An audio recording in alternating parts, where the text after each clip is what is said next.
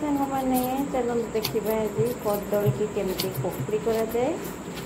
मुझे कदली को काटी नेली पानी में पकड़ हलदी गुंड टे देदेली। हलदी गुंड देकर भलसे धोई दे कड़े आम सिझे नवा। कदली की सिझीगला आम टे लेउट पट करवा देखा सिझी कि नहीं। कदली तो सिझीगला आम बाहर कर नवा। आपने देखो ये कदली हो जाता भितरटा सिझी जाइए। मुझे 4 खंड कदली सब बाहर कर आनी सारापर तार चोपाटा को बाहर कर नवा। ये देखते केते सुंदर भाव चोपाटा छाड़ी जाऊँगी। आम से चोपाटा को बाहर कर चोपाटा को अलग करदे। तापर देखो ये गरम अच्छी बोली हाथ को काटी जाऊँगी। मुझे भलसे चोपा छाड़ी नहीं। ये किसी मैदा को आम चलईदे कारण भर किसी डिमी डिमी थी से आम छाड़ीदे। गोटे पिज को चुन चुन कर काटिदे। मुझे गोटे पिज आनी मुझे चुन चुन चुन चुन कर काटिदे। मैंने देखते पिज को चुन चुन कर काटी नेली।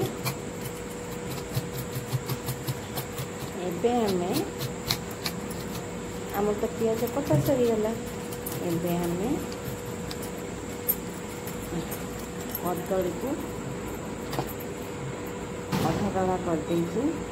किसी मैदा देदेली, किसी लुण, लंका गुंड देली, एबे जीरा पाउडर, किसी धनिया पाउडर, एबे करी मसला किसी दबा। तापर टिके सोडा पकेबा। गोटा जीरा भीतर दबा। एते दबा किसी पानी दे सारापर भलसे आम फेंटी नवा। मैंने देखो मुझे फेंटी नौ।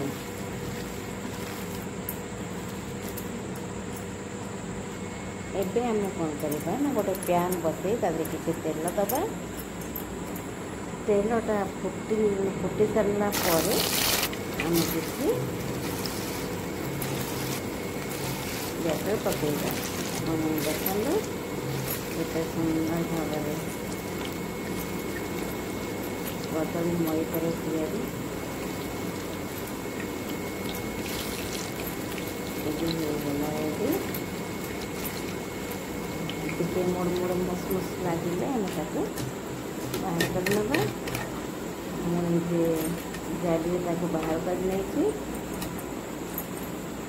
मैंने देखु मैदा बदल में आप बेसन भी दे पारे, कॉर्नफ्लोर दे पारे मुड़मुड़ हाँपाई। ये भी कैसे सुंदर भाव मुड़मुड़ लगे।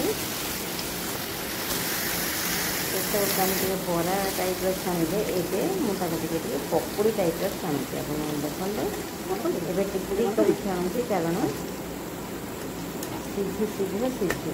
आप देखते एगला कदली पकुड़ी रेडी। रसटा बहुत बढ़िया लगे।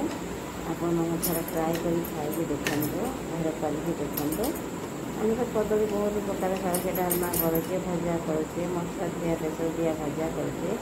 किंतु थे कदली पकुड़ी बा कदली बरा आप ट्राए कर देखो। बहुत सुंदर लगे। आपने चाहिए भी मैदा बदल में बेसन दे पारे। मैंने देखो मुझे सब छाणी नेली। छाणी सारापर पिज लंका को भाजी नहीं आम दे किसी सजेदे। केते सुंदर भाव में सजे नेली। मैंने देखो भिडियोटी भल लगे सब्सक्राइब करने को भूलें। जय जगन्नाथ।